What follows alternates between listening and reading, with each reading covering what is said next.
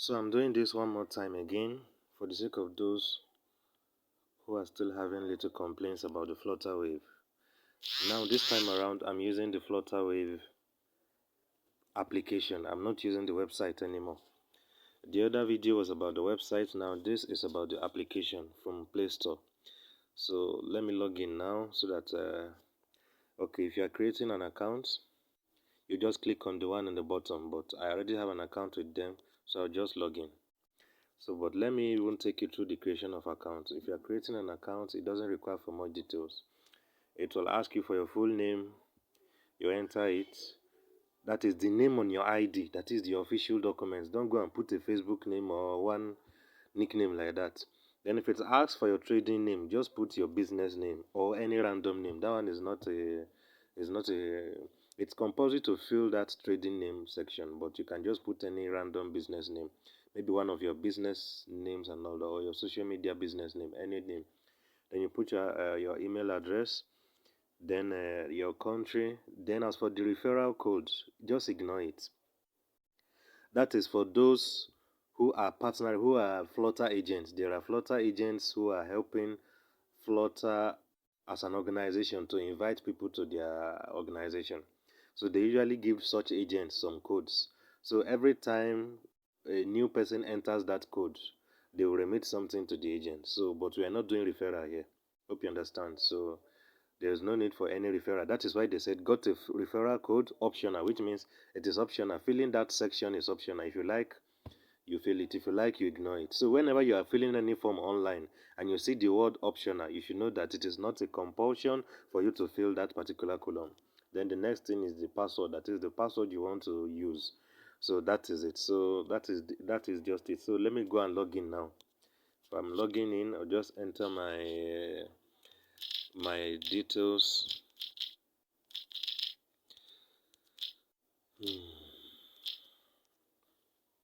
So you can also use a fingerprint option to log in. They also have a fingerprint logging in option. So if you like, you use it. If you like, you ignore it. So you can save your password automatically to your Google account.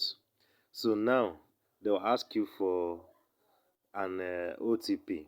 Hope you understand. So this OTP is usually sent to you if you are creating a fresh account.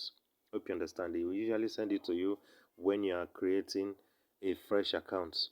So they will expect you at some point to enter your OTP to gain access to your account. The reason why they're asking for OTP is because I activated a two-factor authentication for logging in.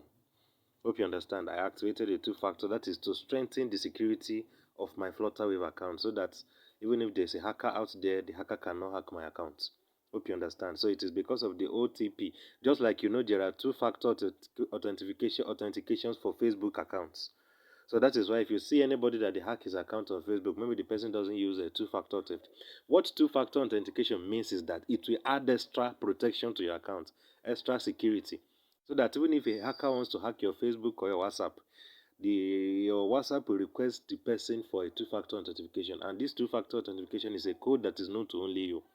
Except if you are the type that releases your codes to people and all that. So assuming you did not, I'll show you where to activate the two-factor. Assuming I did not request for it, they'll just grant me access to my account once I fill my passwords.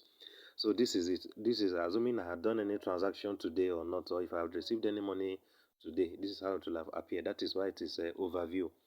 Hope you understand. So if you want to go to the options settings, you just click these three lines up here at the top right, top left side. You click on it.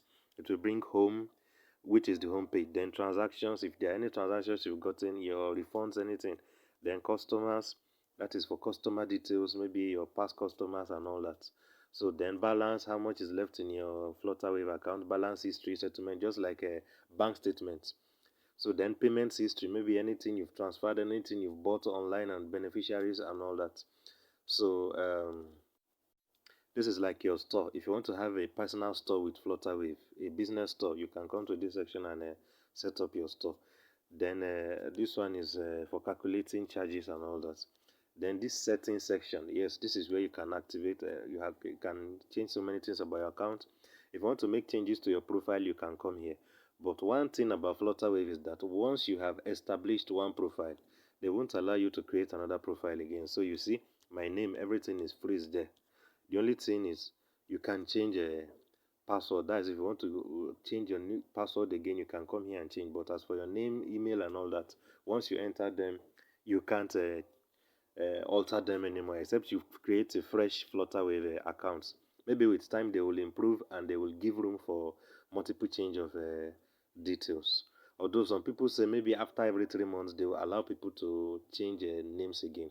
You know, the reason why they actually prevent all these things is to prevent fraud, so that somebody will not be bearing Musa on Flutterwave today. Then by tomorrow again you are now bearing Shaibu. By next tomorrow you are bearing Samuel. So you know, if they allow people to change details anyhow, people will also abuse that option. So that is it. Then business preferences.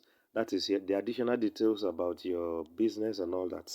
So for example, the business name I'm using is Abubanat, my phone number, my location, and all that. Then support email address. That's if you want to add, if you have up to 2 email addresses and you want to add a second email address, so that in case maybe your first email has a problem, you can still enter Flutterwave through your second email. So you can just come here and add additional one, but it's not compulsory. So then as for transaction fees, let me explain this one. I didn't explain it in the other video. The transaction fees, there are two options for it. That is, for every transaction that happens on a Flutterwave, either a receipt or a payment. So charge my customers for the transaction fees. That is, just if you make a mobile transfer now, maybe you transfer 5,000 to somebody. There's an extra fee that the bank is going to charge you for the transfer. So that is how Flutterwave is as well. So because that is where they gain their own money from for you using their platform for your transactions. You don't expect everything to be free of charge.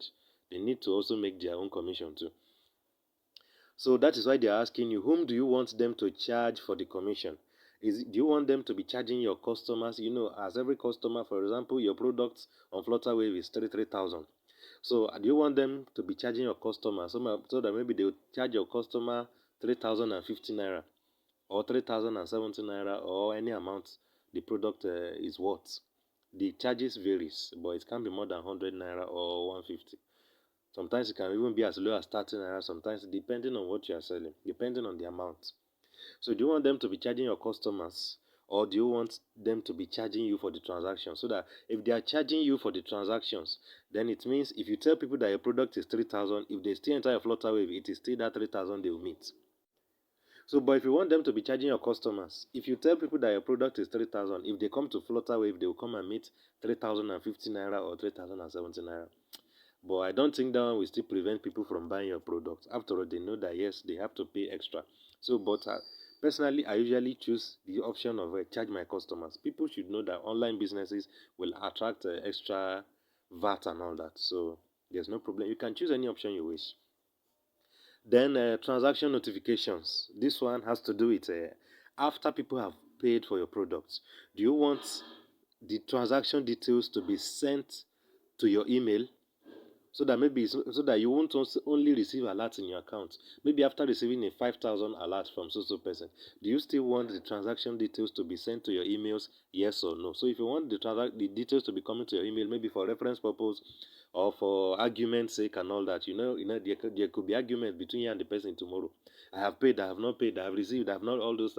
To avoid all those arguments, you tell them that if you paid, I will have received the alert and I will have also received the notification in my email. So this is it. So it's better you allow that. Hope you understand. So customer receipts. Hope you understand. Then do you want them to also be sending a receipt evidence to your customer? That is the one who purchased from you will also receive the receipt evidence. So you can also click on this one as well. So all these are the things that they will add to the charges, to the commission charges. So that is the basic thing about business preferences. Then payment options. That is, you have to enable all these things because they are necessary for the transaction to take place successfully. Bank payments, barter payments, card payments, bank transfer, USSD, everything. Hope you understand. So it depends on the one the customer or the client wants to use. So then security. This is where the two-factor authentication for logging in. So this two-factor will increase the safety of your Flutterwave account. Though there are It is hard to hear cases of Flutterwave accounts being hacked. It is hard.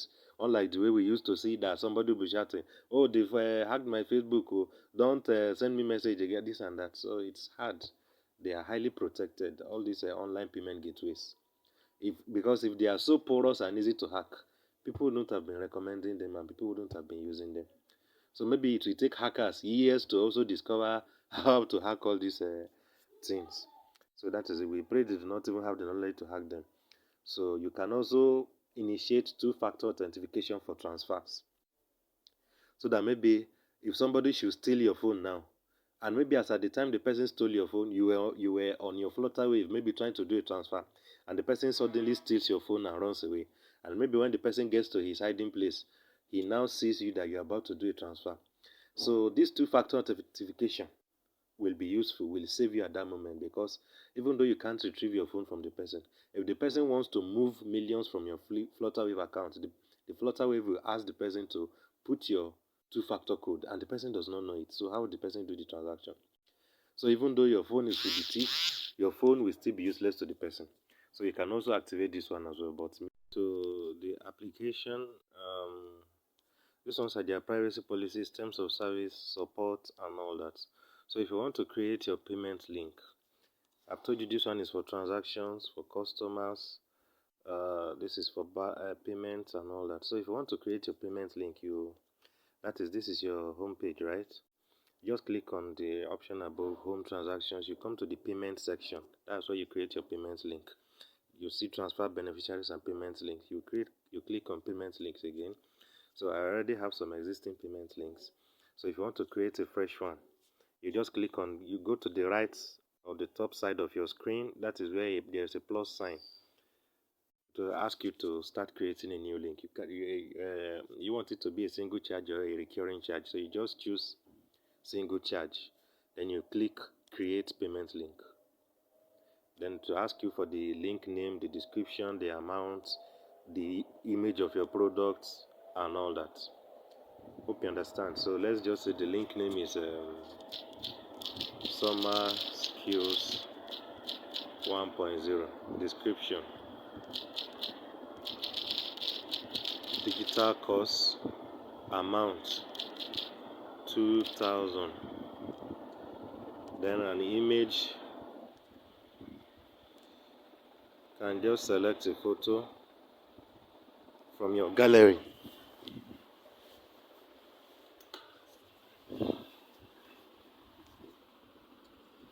So let's just assume this is the image of my product.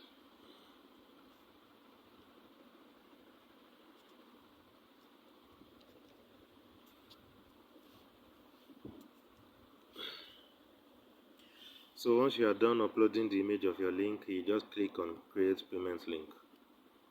Payment link was added successfully. So that is all. You see, the link is already there, single charge. So you can have as many links on your Flutterwave as possible, and every link you create is automatically saved. Even if it is after 5 years, the link is still there.